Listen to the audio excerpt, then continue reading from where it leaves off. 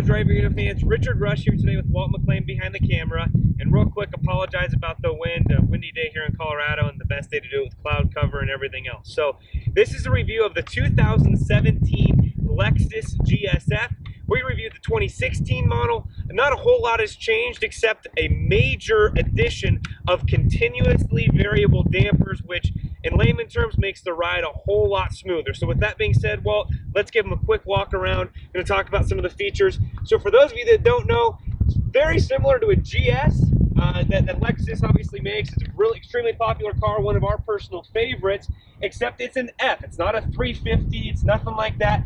It's an F. They actually introduced it last year. It's a big behemoth of a, I'm going to call it a muscle car, even though it's a technically a foreign vehicle. It's a muscle car. It's got a big, naturally aspirated 5.0 V8 underneath the hood, 467 horsepower, 300 and, I apologize, I think it's 88 foot-pounds of torque there. You can see the 19-inch wheels along the side. It's got venting for the brakes. This car gets up and hauls the bacon, as my dad would say, and really, really works well. As well as we continue around the rest of the car here, you'll see a few different things. You'll see the venting right here, the F badging. And real quick, I'm going to kind of cross over here. As we get around to the trunk, you'll see the carbon fiber spoiler on the hood here. A lot of people mistake this for just having an F Sport package. It doesn't have an F Sport package. It is an F, so it's completely designed around, I guess, an F Sport modeling, but it's completely different. Again, it's got a bigger engine, bigger brake calipers, a lot of different features. Trunk is not really an auto opening trunk, as you can see, but it's got enough of a spring that it will open up. I don't have exact measurements for you on the trunk space. I can tell you it's more than enough, and actually a pretty good amount of room. You don't have rear folding seats, but you do have a center pass-through, which is really nice. A few other number of features that are standard: 10-way power seats, automatic wipers, and Walt, I'm actually going to have you come around to this side to avoid the wind. I mentioned the automatic wipers, the forged 19-inch wheels. It's got a power steering wheel on it. I'm going to open the door here and let Walt show you the back seat, which is enough for 2 full-size adults depending on where the seats are at. The driver's seat is actually an exit position, so you can see where that sits. It's got a backup camera. It's also got an N-Form remote app, which basically gives you the ability to start the car, control some climate, that sort of thing, all from your phone if you so see fit. So that's a really nice feature on this vehicle. And I know that we're going to show you the front seat from the passenger side, but part of that's due to the wind. So Walt, I'll have you show everyone the interior. Again, very similar to what you would expect from Lexus. There's plenty of storage space. I really like the blue stitching that they've done here, the carbon fiber inserts.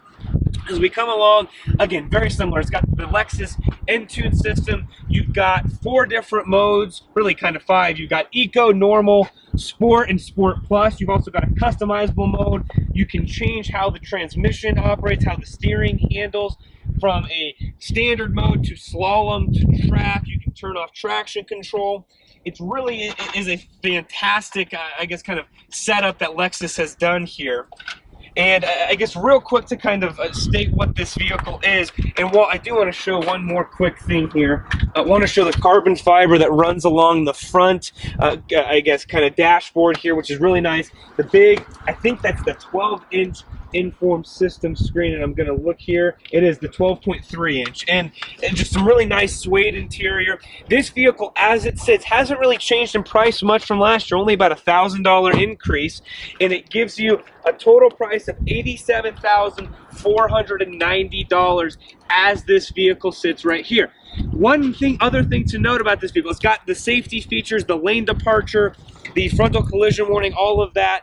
But the thing I was going to say is, this is a vehicle that if you, especially with the addition of the continuously variable dampers, that if you want this vehicle to drive like a luxury Lexus that it is, it will drive like that. It will drive soft, it won't be aggressive, it won't grumble at you.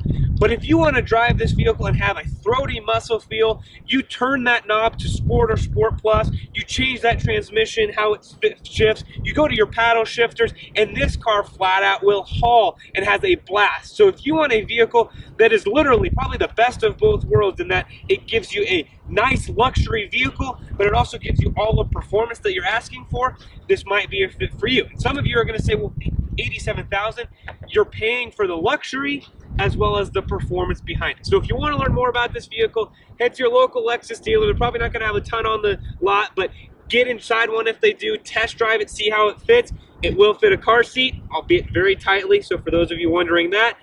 Rear wheel drive only, of course. Really an absolute blast of a car. Lexus, 2 thumbs up from us.